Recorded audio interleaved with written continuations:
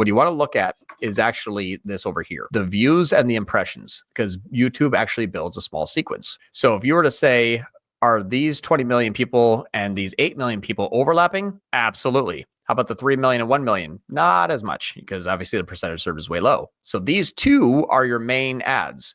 And lo and behold, if you shut this ad off, that's going to start to go up. So it means if you shut off the ad that has lower impressions and lower quality, your first ad is actually going to perform worse with the cost per conversion that's starting to increase. Let's get over to some questions here. Yes. So I have to show this. Mitch is first, the beardpreneur. I'm a very immaculate beard. It's like got a perfect square shape. It's cool. He's got a damn good beard. Like, he does. Mitch, one of the best beards in the business. So, all right. Jose That's V. Boogie. All right. Question from Jose V. For a Google shopping campaign on a T-ROAS bid strategy, does it enter a learning phase after a significant increase in budget from $5 to $100 a day? So yes, and what you'll find, it may not even say learning, but when you have a drastic increase in ad spend, what you will see is a drastic increase in your CPC. Now, if you're using a low T-ROAS, that's especially going to happen. You do want that though. You want your first click to be, very aware and very prominent. When you're having your first impression, someone searching for something, they look up and they see you first, or they look and they see you first on the search results on their phone.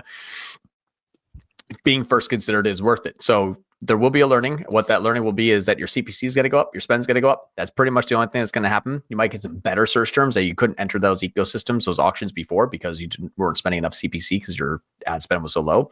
But you'll see better search terms and higher CPC and higher ranking. And then what it's going to try to do is lower that CPC down a bit to see if it can still get as many conversions as possible with a higher ROAS and a lower CPA. Makes sense.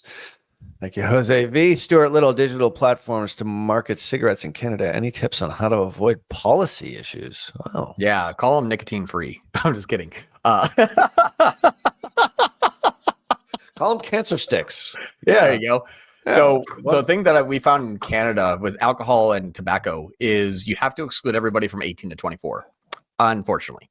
So Google has a rule where it's like anything basically restricted to 21-year-old or less, or could be restricted to 21-year-old or less, you have to just exclude the 18 and 24. That works most of the time. It's actually worked where I've excluded it. I got suspended. I appealed by saying, look what I did, and then they reinstated it. So that would be the first thing that I would say really to do.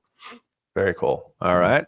Really good question here. Job 2 Freedom. Hey, appreciate you guys. So with this L1, L2, L3 meta strategy, could you use the exact same strategy, but just with YouTube ads? Yeah. So the L1, 2, and 3 kind of has pushed off into now feeder strategy, which is actually more of like L0, which is what we're kind of calling it a little bit, which is like the traffic campaign. And then you have an L1, which is your prospecting campaign, and then an L3. So it's a little bit different, but about the same. Yes, you can with YouTube ads. Here's the bad part though, is only one of your campaigns really has to be conversion based. So your L1 is going to be like a CPM or CPV based. And then L2 is going to be re-engaging those on a CPM or CPV basis as well. The L3 is going to be a remarketing campaign to everybody that's visited those pages and seen those videos as ads. And that's going to be a conversion campaign. So you can use the same exact strategy on YouTube ads, but your bidding strategies have to be different. Otherwise, if you do 3 YouTube strategies, 3 YouTube campaigns that are all using a conversion-based bidding, whatever has ad spend that day will just scoop up those conversions. And it's like, it doesn't really funnel and doesn't work. Do we have a case study for that? We do in a different mastermind, actually. That I'm no longer a part of. So we're having some people shift over to another mastermind. So I should be able to reconnect with that person. But we had a person that I was working with that he is actually running that. And we were kind of going through updates on it. Got it. Super good question though. All right. Nav Rashid, when optimizing ads in YouTube, you look at percentage served, correct? If there's any minimum benchmark for percentage served, like if you have 3 ads, 2 at 45%, 1 at 10%, that would turn one off, etc. Great question. Excellent. So here's what you want to look at, because this actually is a big issue that people they miss a lot. In just I'm going to do like 365 days until yesterday. Let me just get this all popped up here. As all right, give a shout out for John Moran's disciple. Of course, these guys get preferential treatment. What were we looking for before? John Moran's voice box. Yeah, John Moran's kidney. Right, set this off so we can see. Okay, right. Percentage served. So here's what's interesting. Is when you look at percentage served, you will have like the Pareto rule. You got 45, got 17, And then you have like 7, 3, all these things down to basically 0. So these are like the 2 ads that are really doing the majority of the conversions. Now, what you're also going to see is that sometimes the conversions or even the conversion rate is different than the top line. Right now, we can see 939 and 188, but it's 45 and 17. So this is actually looking like it's way better, 255, 347. This one goes way down to 757. Sure. Here's what you don't want to do, though, is let's just say, for example, and I'm using the last year's worth of data. So this thing's been ran a lot, and I try to beat it. That's why there's a large discrepancy here between them, because I pause other ads in between these things. But what you don't want to say is, okay, that one's bad, that one's good, that one has way more, that one has way less. What you want to look at is actually this over here, the views and the impressions, because YouTube actually builds a small sequence. So if you were to say, are these 20 million people and these 8 million people overlapping? Absolutely. How about the 3 million and 1 million? Not as much, because obviously the percentage served is way low. So these 2 are your main ads. And lo and behold, if you shut this ad off, that's going to start to go up. So it means if you shut off the ad that has lower impressions and lower quality, your first ad is actually going to perform worse with the cost per conversion that's starting to increase. Google does a YouTube sequencing. What they identify is Ralph needs to see that video, then that video. John needs to see that video twice, then that video. So they kind of see what videos need to be shown first and second, third, and fourth, even if it's the same video, in order for them to repeat that sequence when people buy. So they built a little mini funnel in sequencing. But if you come in and say, haha, I'm going to take half that away, it just falls over.